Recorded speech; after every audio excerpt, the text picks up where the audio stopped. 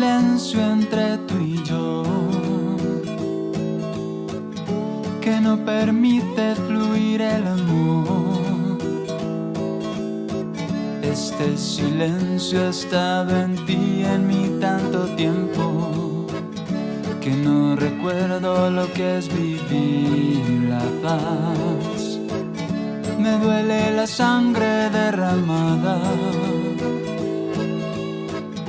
de los civiles y de los de la armada. No estoy de acuerdo en combatir guerra con guerra. ¿Acaso apagas un incendio con más fuego en la hoguera? La única salida es el perdón. Crear la paz juntos en nuestro corazón. La única salida es el perdón. La única salida es perdonar.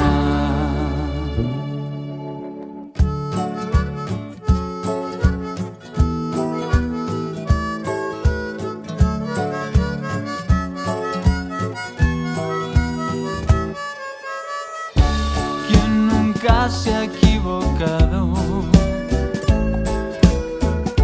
De pensamiento, de acción o comprando algo en el mercado. Lo importante es la actitud, querer remediarlo. Si es así, creo que podemos intentarlo. No estoy de acuerdo en combatir guerra con guerra. ¿Acaso apagas un incendio con más fuego en la hoguera? La única salida es el perdón. Crear la paz juntos en nuestro corazón. La única salida es el perdón. Crear la paz juntos en nuestro corazón. La única salida es el perdón. La única salida es perdonar. La única salida es el perdón. Crear la paz juntos en nuestro corazón. La única salida es el perdón. Crear la paz juntos en nuestro corazón.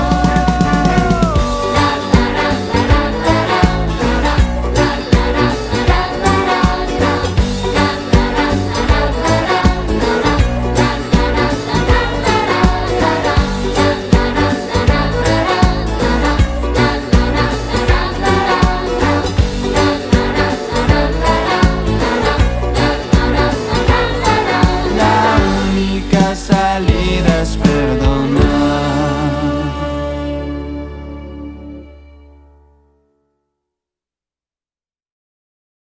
Hi, welcome to 5 Years of Progress.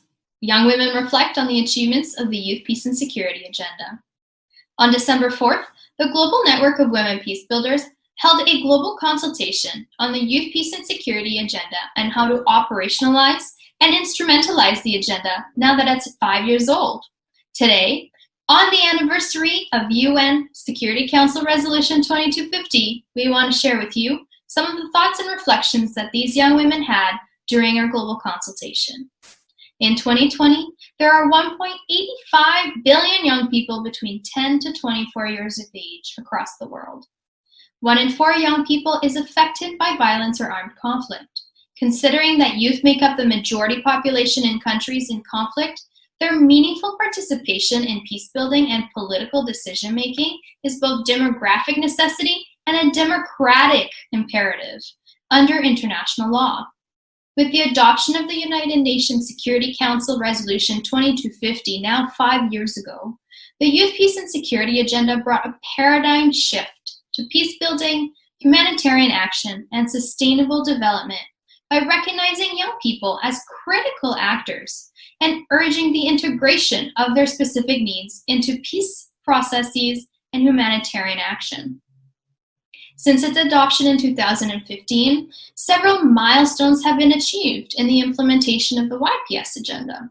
The YPS resolutions are gradually being institutionalized at the national level by Colombia, Finland, the Gambia, Nigeria, and the Philippines through roadmaps.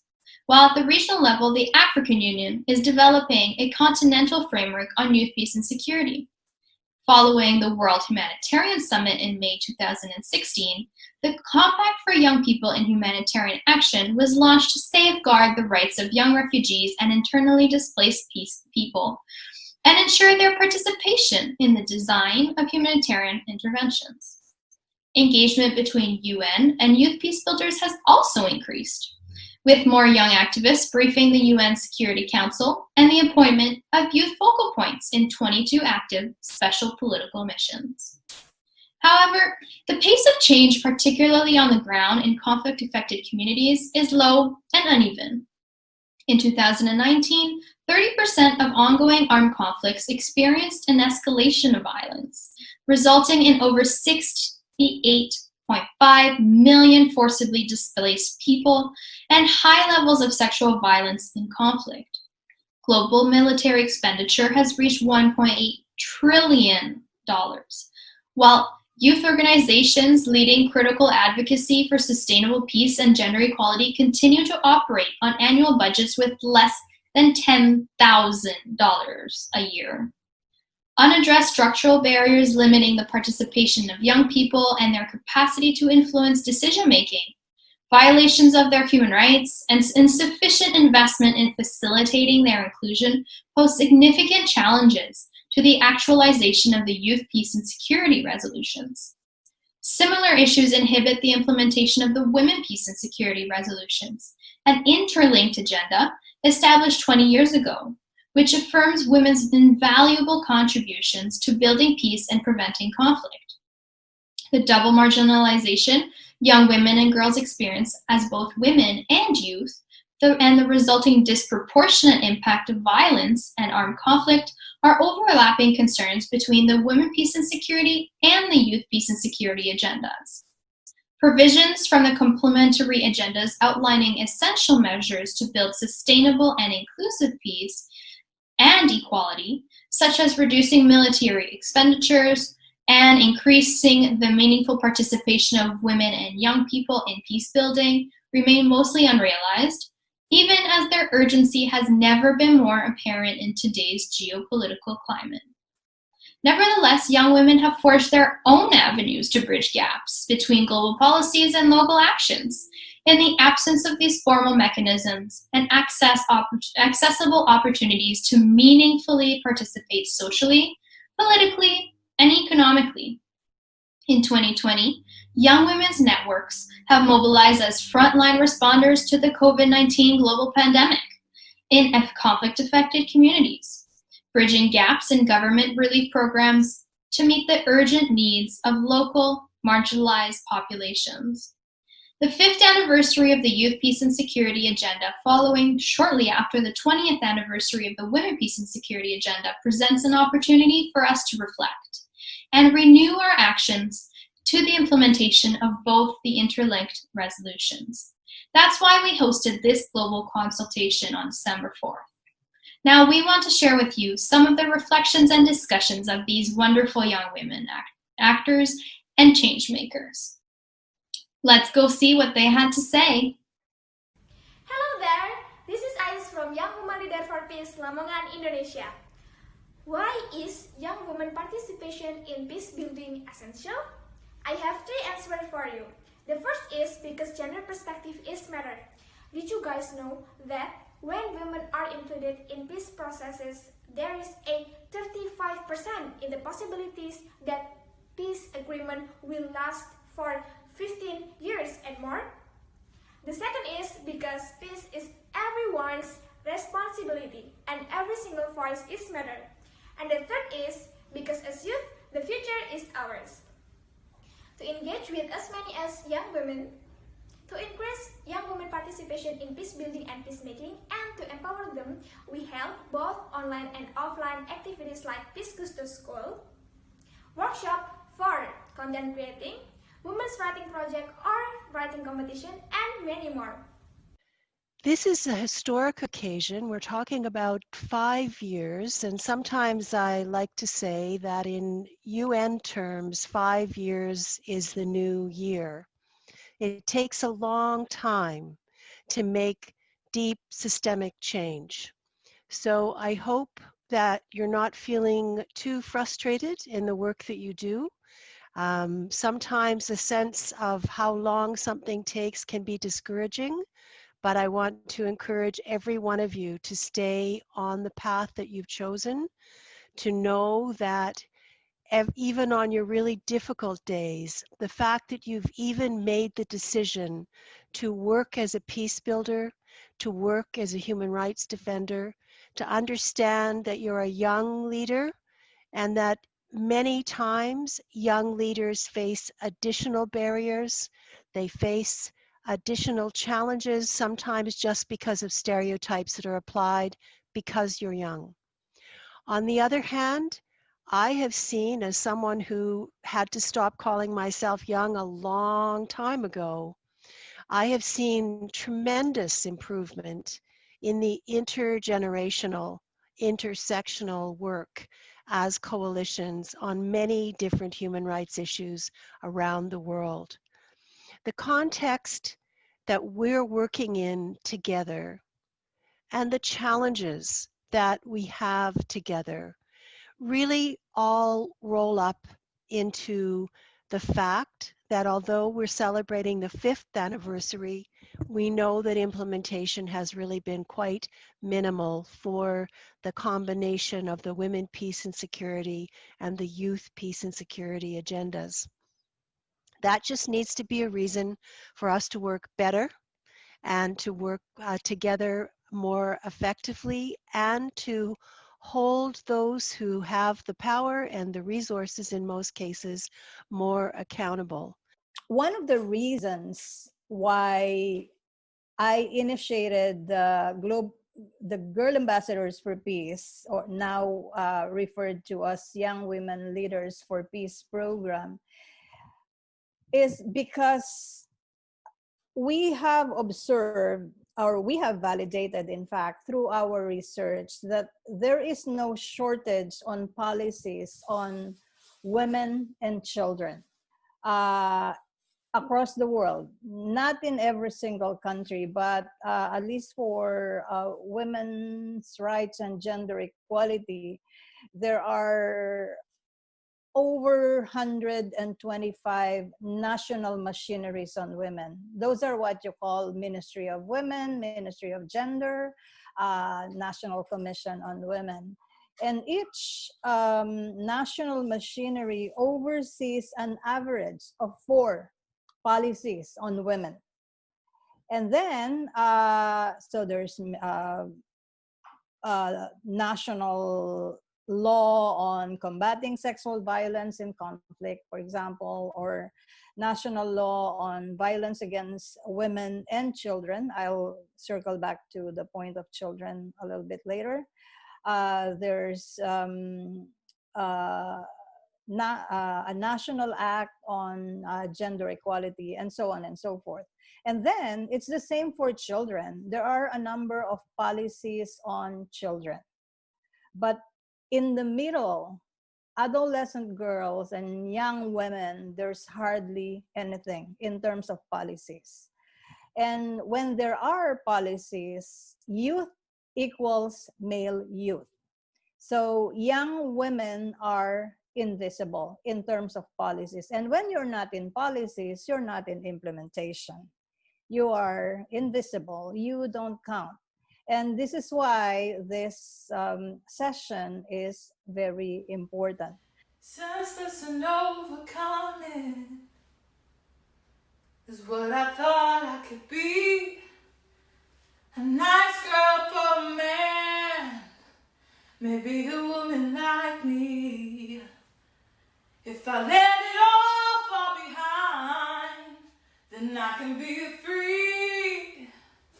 Who's gonna say my name when I don't have you? I know a lot of us are connected online, use social media online. But based from our experience, it would so one of the best practices that we use is really going down to the communities and reaching out to the young people who don't have access to the internet. Here in the Philippines or other developing countries, it is one of the challenges that we are facing, especially now. So I think one way to operationalize the YPS agenda is to raise awareness, to make them aware that these resolutions exist, because not all are aware of what's happening in the international community. So we must be the bridge between the local and the international. And from there, once they become aware of the pillars of YPS, WPS, we can navigate the ways forward on how they can contribute to that. And there are a lot of resources that we can use apart from using online mechanisms. So in the Philippines, what we did, we had community youth discussions, and this was mentioned by Senator McFedrin a while ago in her opening remarks. So that's one of the best practices that we used as well, and maybe this could also be applied in different countries. I think also to operationalize YPS is to be aware also of the language barrier. And also what we did is make these accessible, especially to the communities, because most conflict affected areas in the Philippines doesn't have access to the internet, and not just access to the internet, doesn't have good and stable signal. Even if you give them load internet load allowance, and basically the area doesn't have a stable signal, so it's really hard to reach them out. So I think it's more the app, your presence in social media is very important and addresses and caters to one demographic of young people, but we also have to keep in mind that there are young people who doesn't have access to these platforms. And I think what we did with our network is that we make sure that, for example, if we distribute COVID-19 materials, we translate it into local languages, and also we do the old school ways, like print it in papers and distribute it with the dignity kits and with whatever things that we distribute in the community. So I think a balance of both, because sometimes they say that young people equal social media, but not all. That's the reality in the Philippines. So it has to be complementary, I would say. So thank you. Hola, buenos días. Sí, tenía dificultades con mi internet. Okay, so what Victoria was saying is that she sees that the primary focus should be on sustainability, and specifically through the youth. Specifically in Venezuela, she has seen a massive change in humanitarian aspects that were that were severely affected or at a higher level because of COVID-19. There has been a higher gap between the vulnerability, and that is usually because of structural topics that have already existed in the country, specifically around violence against women in their homes. We have definitely seen that the way to solve this is through the youth participation, but mostly through prevention, as someone was saying previously. There are multiple different types of problems, like access to justice, access to cable and telephone lines that have been destroyed, and even emergency services that aren't capable of acting in a pandemic. But the way that we found that this would work the best is through civil society combating it to try to reduce the effects of this. It is through the population and through the communities that these changes can be done. But what we have found is that there are no resources and funding to be able to do so. Organizations and communities don't have access to these types of fundings since they are civil society organizations. I really do enjoy the idea of the app to create a link and a network to prevent violence, but it also has to come from something that is more sustainable through a community and not solely based on technology. I feel like as a community and everyone that is involved in this call, we can create material that is focused on the cause and prevention that we can share not only through social media, but can go further into our communities and direct contact with them. Thank you. We may even want to partner with women in tech who are already doing some of this work, or apps like Bumble who are women empowered or whatever, that are already in that trajectory. So just kind of saying, okay, here's one more thing in which you can actually take this further. So yeah, I'm excited about this idea. Okay, this is Mastura Doan from Afghanistan. So I want to add some additional idea that Sophia mentioned. So she mentioned great ideas, but however, I think the implementation of those ideas are different and various country to country. So in case in Afghanistan, we do have also those ideas, but because of the problem with the security and this stuff, we cannot reach those local areas. So therefore I think the best idea to reach to those women and youths for awareness is like first give them the chance to enhance and get the education. So after that they will find yourself and they will find that ideas to reach their goals too. And this is all. Thank you for giving me the chance. Great discussion so far on whether or not national action plans or localization, which are both key strategies to implement the Women, Peace and Security agenda, are relevant to the Youth, Peace and Security agenda. But of course, this is just a start, and we all need to think more about what is appropriate in our context, because this agenda is one for us, not owned by Security Council representatives or our governments, it's ours. So we have to decide what we want to see in the effective implementation of this agenda. And a key component of effective implementation is monitoring and evaluation. Because it ensures the accountability of our governments in the implementation of the Youth, Peace and Security agenda. Collecting data using relevant and adaptable indicators is necessary to track implementation, progress, identify gaps, and address challenges. And effective reporting is equally important. The collected data must be used to inform advocacy, raise awareness, hold stakeholders accountable, and accelerate implementation. And we've seen that a lack of effective monitoring and evaluation frameworks is one of the challenges in implementation of the Women, Peace and Security agenda. In recent years, there is growing recognition that there cannot be accountability for implementation without robust monitoring of progress and results. So we're going to talk about one such instrument for monitoring the status of implementation on the Women, Peace and Security agenda, and how that can be used to monitor the implementation of the Youth, Peace and Security agenda. And to do that, we have with us Ms. Bandana Rana, who is from Nepal and also the vice chair of the CEDAW committee. She's going to talk to us about how youth organizations can use the Convention on the Elimination of All Forms of Discrimination Against Women, and particularly General Recommendation 30, to monitor and hold member states accountable on the implementation of the Youth, Peace and Security agenda. Most of your countries, 189 countries have ratified CEDAW, except for 5 countries, 189 countries have ratified CEDAW. So it's one of the largest, ratified by largest number of countries after CRC. So CRC is the Convention on the Rights of the Child. Well, so, first and foremost, since your countries have ratified CEDAW, you will then understand that your country is obligated to implement the commitments or the agenda through the different articles in the CEDAW Convention. We have 30 articles in the CEDAW Convention, but the substantive articles are from Article 1 to 16. The rest 17 to 30 are more administrative and reporting mechanisms. So you just need to know Article 1 to 16.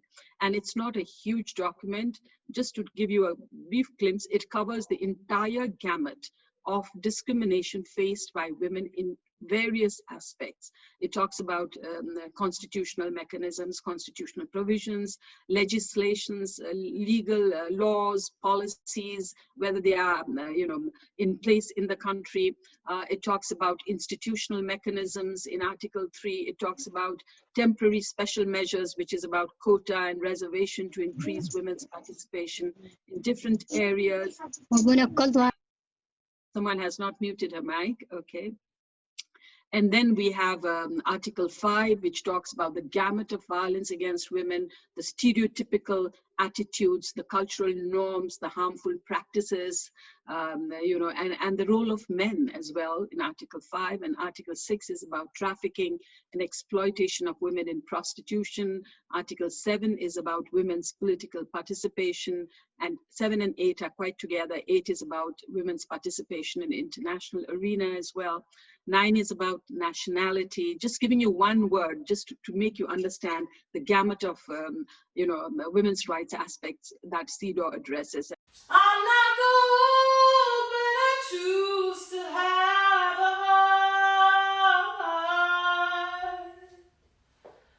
Maybe tomorrow I can call you up.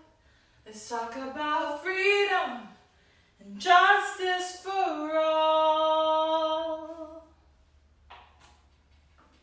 I'm too weak to fight. I've been pushed around so many times before. She works with the reconstruction of different nets and different groups of people in Venezuela, trying to mesh the different social structures that exist in her context. So she agrees completely that there should be a monitoring of the agenda of women, peace, and security, peace builders and security. And specifically in her context, that there is a certain opacity when it comes to information and data that is provided from the government. So one of the things that she wants to implement, or that she believes that should happen, is that all of the NGOs that participate in these aspects from like the civil societies should be able to monitor these in a presential format, to be able to propose actions and plans that are more adequate to their contexts and to the situations that are at hand, since they do not believe that the information that is being presented is truthful or validated. She also thinks that it's vital to include different forms of masculinities and new forms of masculinities into the context, to be able to evolve the discussion on gender, specifically in her context. She mentioned also how there should be different ways of accessing this information, not only through internet and technology, since they have problems relating to these, but that it should be done in a community way where it's more concentrated in presential formats. So we've been having a discussion on the need for a national action plan for the implementation of youth, peace and security. And one thing that came up from the different views was that you can mainstream it, but I was trying to say, when we have a national action plan, specifically to mainstream issues of youth, peace and security, it becomes easier to monitor because you have a document that guides you, highlighting specific indicators for each pillar, and even at times activities in the responsible ministries in the government. So when you have an app, we may not necessarily get financing, like what we do in Kenya for the women, peace and security. We make sure everyone knows that we have a Kenya National Action Plan, and they can mainstream their existing activities and report against the indicators that we have in the NAP. In that way, we will be able to collect information on the initiatives and successes we have. And even, and because we already have indicators, we can try and see the progress we've made. So for youth, peace and security and monitoring and evaluation, right now in Kenya, we are not able to tell exactly, but we have interventions and efforts by youth in peace and security, but they're not so loud because we do not have a framework that we are guiding our interventions apart from the youth, peace and security. So I'd still say localization works, so that we put it to context, and Kenya has a different context from South Sudan and Somalia. Recently, we had a session where even youth from Somalia have challenges accessing visas to participate in exchange meetings. And that is not the case for Kenya, but you'll find that Kenya is also affected. So localization would be the way, and that means coming up with a national action plan for your own implementation, putting giving youth opportunities to share what will work for them, because what works for a different country or even country may not work for Kenya or any other country. So that's my thinking. Thank you. It's not a surprise, actually, that many of the governments represented in these discussions have plans, have signed or ratified or endorsed international instruments. And that is because no government wants to look bad to the international community. Everyone wants to look good to the international community, but they don't care when it comes to the national level, or all the more at the local level.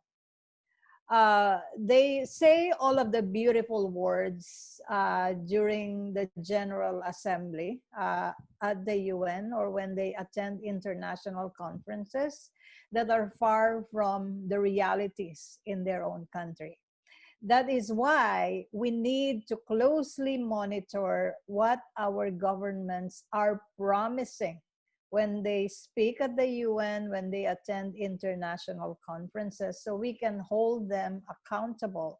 And that includes the national action plans, because after all, the national action plans are compliance to what expectations, compliance to the directives of the Security Council, or compliance to their CEDAW, to the CEDAW reporting. We need to make sure that what they report is really being done. And the good thing with CEDAW is there's a very established mechanism. The state reports are shared, are on the website, along with the civil society shadow report. So the point that I'm making is that we need to always connect the global to the national, to the local, and back, local, national, to and back to the regional and global. There shouldn't be any gap at all these arenas of advocacy, because only then, when there is coherence in all of that, that we can expect good implementation. Since we were talking about how it is to be like practical to implement YPS in the ground, the ground. So as a young council working in the city also, and in the other local government units, I think we can do it with our 9 centers of youth participation, since our government is mandating our youth council, for example, to do PPAs, or programs, projects, and activities concerning peace building and security. And there's, I commented earlier that let's just complement. So first thing is to ask government agencies what are their existing projects concerning peace building. So let's complement on that, so we cannot have that difficulty to access budget, since they are, PPAs in the government are funded. So we can complement it, and we don't need to duplicate any programs. For example, for instance, we have this youth leadership summit. It's a youth camp, and basically the objective of YLS is for peace building, to engage young people to be an advocate of peace, for example. So I think we can do that, no? For example, I'm the chairman also of the LYDC, and I have the access to local youth development council, local youth development office. We can source funds from that office if we want to have this activity or project or program where we can insert, or we can integrate YPS to this peace building and security program as mandated by law in the Philippines. My name is Mita Singh. I am a member of Young Women Peace Leaders from Yango Youth Network. Young women are very important for social change and in peace process. Our young women can support peace building efforts at all levels. When young women participate in peace process, we can encourage interaction, cooperations, and dialogue with other young people, adult people, and children and parents. When other people recognize the young women participation in peace process. They are more likely to develop with youth and encourage community leaders and stakeholders to develop long-term relationship or partnership with youth. Youth can be heroes in future. In Myanmar, we can see the different forms of peacemaking process. For example, reconciliation, strengthening community cohesion, civic awareness for peaceful social relations, trust building across diverse religious groups, community entrepreneurship or livelihood programs. In Myanmar, we have a rich diversity of races and religions. We need to pay respect to these different identities. By doing so, the diverse young people will contribute and believe in the peace process. It can increase the likelihood of successful peace process and help achieve lasting peace. In my opinion, the basic values of democracy means freedom of assembly, freedom of expression, freedom of association. They all are very important in democracy. If we could overcome obstacles and limitations to these values, in Myanmar, we could increase youth participation and young women participation in peace building. Through including ethnic and religious minorities in all we do, we will move the peace building process forward together to achieve peace buildings. We especially young women are facing with challenges. We should overcome the challenges. They are the first one is taking more action to stop hate speech, taking more action for gender issues, increasing the education barriers, devising strategies to end discrimination, organizing regional advocacy forum on youth and peace, promoting the physical and emotional safety of young women across the country. If your country, I'm sure it has, all the countries that are listed here have ratified CEDAW. So if your country has ratified CEDAW, it is obligated to report to CEDAW, and your agenda of peace and security, your engagement in your development in all other sectors is extremely important. And it is for you to know, what is your country reporting? Is it the fact? And if it is not a fact, it is for you to have an alternative report to say that these are not facts, but you need to have evidence for that. You have to brief the CEDAW committee about your alternative views to what your government has said. So that is the power of CEDAW. Once you brief the CEDAW committee and CEDAW committee feels convinced that your issues are grave, that they are important, it will raise it up with the government, and it will include it in the suggestions given to the government. But even after that, you will have to say, what are the suggestions given to the government? And believe me, I have used CEDAW. I was a young activist like you all, and I have used CEDAW consistently in my advocacy because it opens a new door of the government. Once you take the name of CEDAW, you refer to the suggestions, they will have a dialogue with you. So the first and foremost thing is to know more about CEDAW. What is your country doing? Which periodic report is it reporting? When is it reporting? What kind of report? As Mavic said, this is all in the website. So when is your country reporting? Has they submitted a report? Have they submitted a factual report? Or do you have an alternative views? So, these are things that you need to be interested about. You need to engage in. So as young activists interested in promoting peace building, I suggest that you commit to know more about CEDAW, and GNWP will be more than happy to enrich your knowledge on CEDAW and CEDAW's mechanisms in more elaborate way, and will, I'm sure, assist you to provide to develop alternative reports if you want to on youth, peace and security when your country is reporting. So approach GNWP, and with the assistance of GNWP, it need not be a comprehensive report. It can be a 2-pager of your critical questions. But first and foremost, know about CEDAW, know what your country is doing, when is it reporting. So with that, I think you'll have a lot of power in your hands to influence the government's plans. Thank you. So if I feel myself crumbling down, I won't fight, I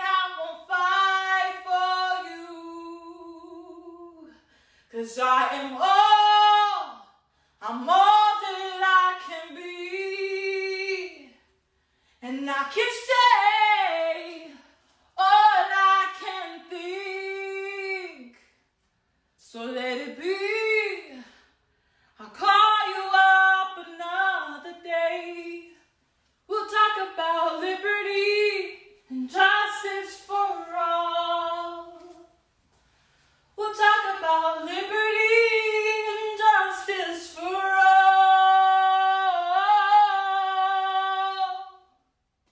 So we know that funding for big initiatives like girls' education, sexual reproductive health and rights, those are all very, very important.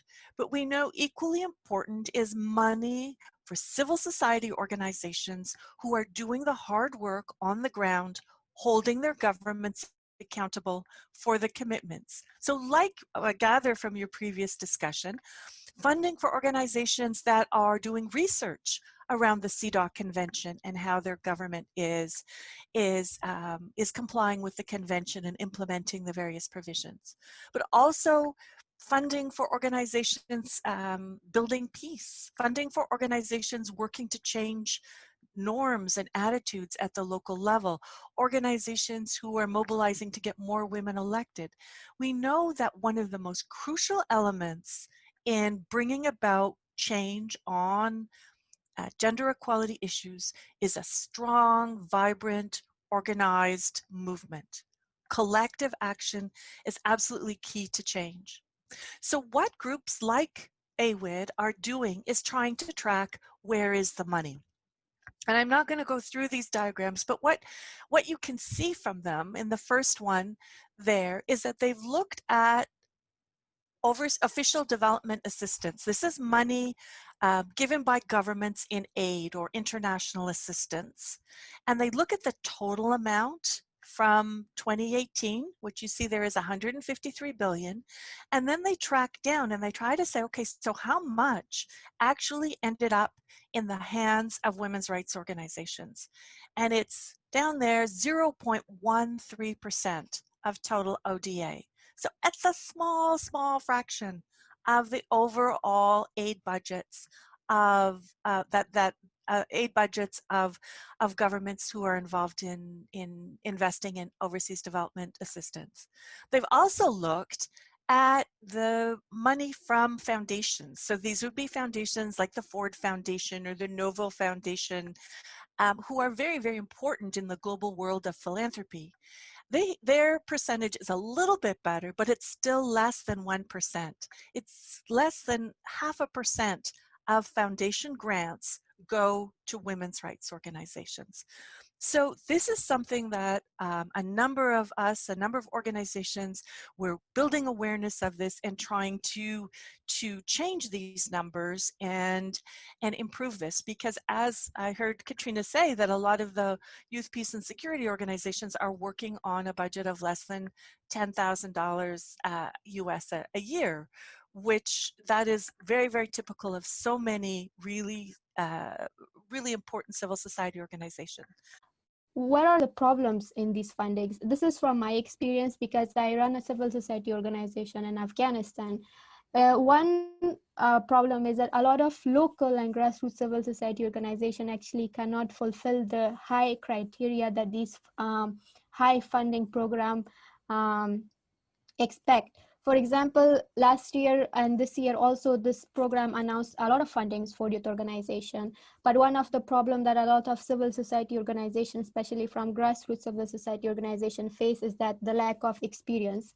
These organizations and these fundings ask from a lot of civil society organizations that they need at least 4 years of experience or 10 years of experience or 3 years of experience to actually receive this fund and implement a project. But the problem with the civil society organization, especially the grassroots civil society organization, is that it's very hard for us to get funding from these programs if we don't have any experience. But first we need to receive funding in order to get experience. So it's like a vicious cycle that we actually need to complete, and it's still a problem that still exists in order to receive fundings. The reason why it's important for us to actually receive these fundings, there are a lot of organizations, civil society organizations that are actually based in capital. For example, in Afghanistan, there are many civil society organizations. They particularly focus on women issue, but at the same time, not so much on youth issues. But at the same time, in local areas, at the grassroots level areas, there are a lot of youth organization and civil society organization that are working with local and grassroots youth peace builders, but they don't receive that enough the efficient fundings. And there is a gap between the capital and the local civil society organization. And those civil society organizations which are based in capital, although they receive those fundings, but they cannot implement all those initiatives effectively in local communities. In Afghanistan, we have security problems. In Afghanistan, we have internet problems. There is digital divide in the local communities.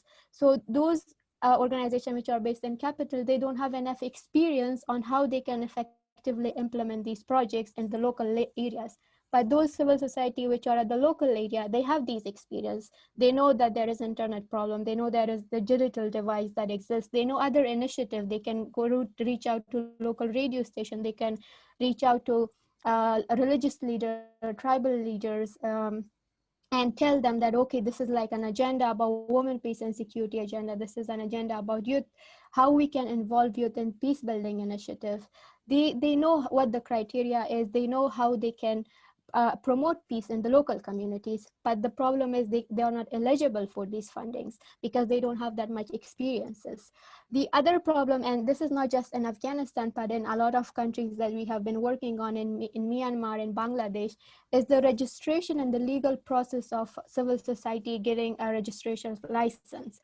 A lot of organizations, especially international organizations like the Peace Building Fund, like the USAID, or other big programs that actually give funding to civil society, they ask that we need to have a license. Although in some countries it might be easy, but in other countries it's very difficult to get NGOs license.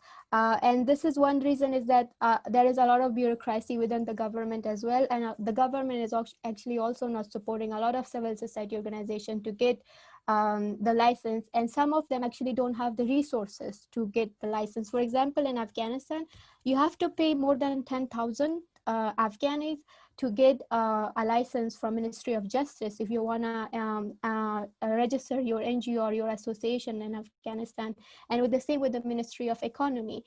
The thing is, for us, it doesn't seem like, okay, 10,000 Afghani might not be that much amount, but it is for a lot of organizations, it's a huge amount, and they cannot pay this amount to get registered license.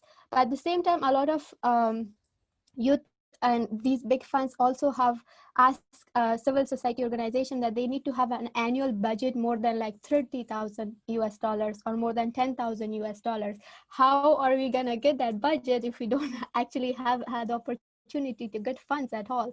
We don't. $30,000 for a conflict affected country is a lot. Even $1,000 is actually a lot for a conflict affected country organization, especially a civil society organization working at the grassroots level. So we don't have that much annual budget. The reason is because we didn't have the opportunity to receive these fundings.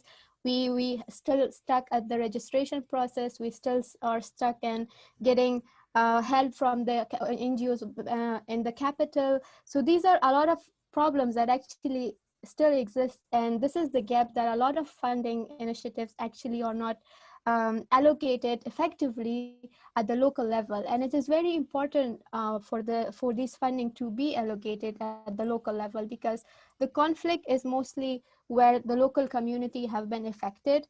It's in the local communities that a lot of women are actually not receiving education. It's in the local community that women are still facing gender-based violence. They are not allowed to even have a cell phone. They are not allowed to have internet connection. They are not allowed to go to school. So if you're not focused on the local communities, how are you gonna bring sustainable peace in a country? Something that has been really impressive and refreshing, honestly, is to see that, you know, young leaders and voices from across the world are represented in this space. It's something I think also is an issue with what we were talking about more often than not. We see with Madre that, for example, when we are discussing funding, when we are in these spaces with other women's organizations that fund local groups, we realized that young voices from the regions that we are discussing to fund are always absent, and that's one issue that I think is extremely important. And I want to echo everything that Hila has said. These are things that we hear from our partners on the ground, from Madre's partners all the time. Issues of registration, for example, for local groups that are working in host countries, like our like Syrian organizations that work in Lebanon, that are Madre partners. Issues of inaccessibility to resources because of these groups being small and not eligible for large funds. Issues of rules of like reporting mechanisms that are often too difficult. Issues of like smaller capacity, because all these groups are usually smaller in size, overworked, overstretched. To everyone taking on in the organizations, taking on many hats and many roles. And these are things that our Madre is always committed to, speaking about flexible funding, speaking about multi-year funding, sustainable funding for these groups, moving away from, project-specific funding and traditional aid models that are usually, like a one-time thing, a disaster in Sudan, for example, flooding. Let's give them $5,000 and we're out. We move away from these models. We do not necessarily subscribe to these aid models. We also have a two-tiered approach to emergency grant making. I don't know if this is very clear from our website. This is why I wanted to bring this up in the session particularly. Madre, as you know, is committed to a partnerships model where we offer a holistic approach to a partnership. We do technical assistance, we do grant making, of course, but we also do advocacy on the local and international level. But in emergency funding as well, we have found a way to resource groups continually. So we come in, for example, we had a big grant in Gaza. We supported 6 groups, but then the following year, when the external funder did not, want to commit to another year of funding for Gaza, we were able to fundraise and find the resources for the same groups to make sure that we are not,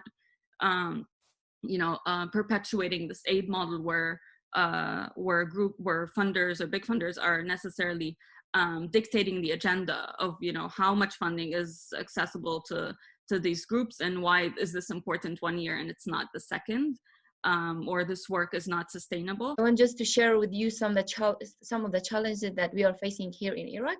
As you know, it's like continuously going through conflict and war and these things, and the lack of support to the youth, even like not only the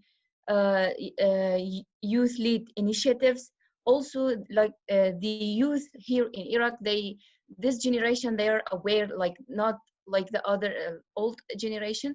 They can see the world through the developed technology, and they cannot stop and be silent to this system, and they are always doing demonstration, but there is no responding, and they are being killed, and there is nothing being done. And also the organizations, for example, we as a youth leading organization, even though we are some youth who have been worked previously in other organizations like international organizations, I have experience, and after that established their own, but still as Hella raised at that point, like the founders do not have trust on youth organizations. They think they don't have enough experience, even though we have been done many good things like from our own contributions, because we are trying to do anything in any way possible, but still, like for the big problems and the challenge that we have, we need like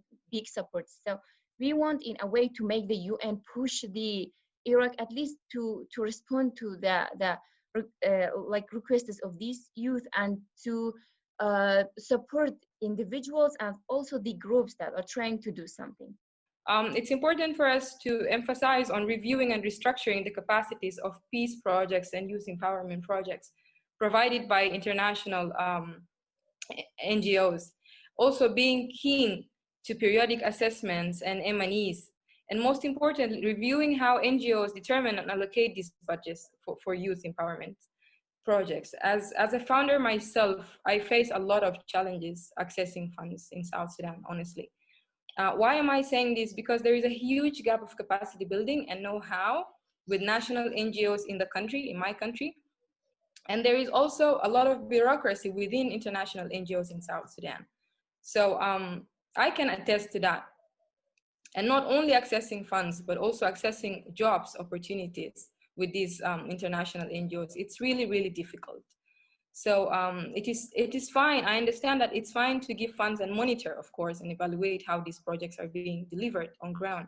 But it's not fair to abuse power and position to give these funds to young people who are literally thriving, you know, amidst all the socioeconomic and political traumas that we deal with on daily basis. The second thing, I think it was mentioned about including young women, because young women are also part of youth. We cannot be excluded. So I'm not going to talk about that. I'll move to my third point is I just want to urge regional and international NGOs as well, if this can be included in the recommendation part, to be considerate, to consider young people coming from conflict zones like South Sudan, like DRC Congo. You know, when making selection processes in employment, that will help increase South Sudanese youth participation in various capacities. And I would say that this might not equate to the financial contributions that a country like South Sudan is paying to these institutions, but this will also serve a higher cause and purpose in different ways, in terms of capacity buildings, in terms of career advancement, and a regional and global exposure to people like us. We've been in war for so many years, and we're privileged. A very few proportion of us are privileged to get education and be out there in the world and see how young people do things and perceive things. So I think it's very important for us to have these opportunities. They're just making everything so difficult for us. This is what I wanted to add. Thank you. What makes me wake up energetically still, despite all of this in the morning, is knowing that there are people like you. You represent not just an additional, number of advocates, but you represent a transformation in leadership, and transformation in our ways of working. And you represent hope, and hope is something we don't have alternative for. So thank you for everything that you do. Thank you for engaging in this intergenerational discussion. And I promise you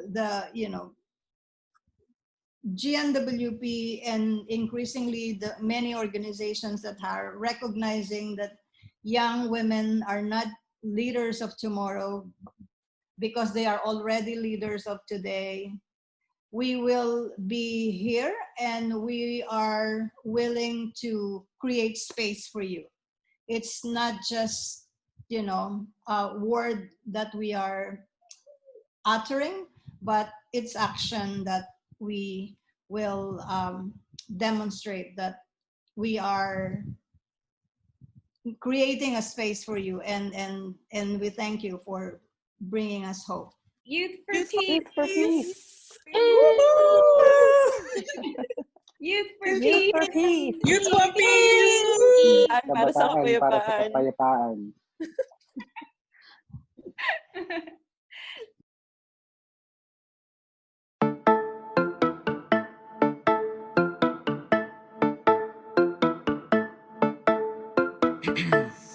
أنا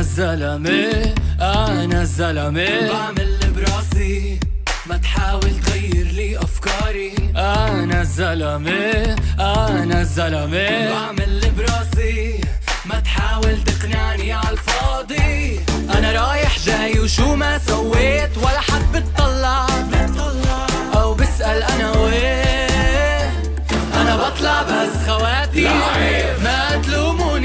والقبلي علموني هيك، دللوني وقدمولي حقوقي وعلموني الدنيا ما بتمشي بدوني، مش معقولة ننسى بهالسهولة. زيي زيك مثلي مثلك، أنا زلمة أنا زلمة، بحترمها وبقدرها وبتعلم القوة منها. أنا زلمة أنا زلمة، تسمع لي وبسمع لها وما بحاول أغيرها.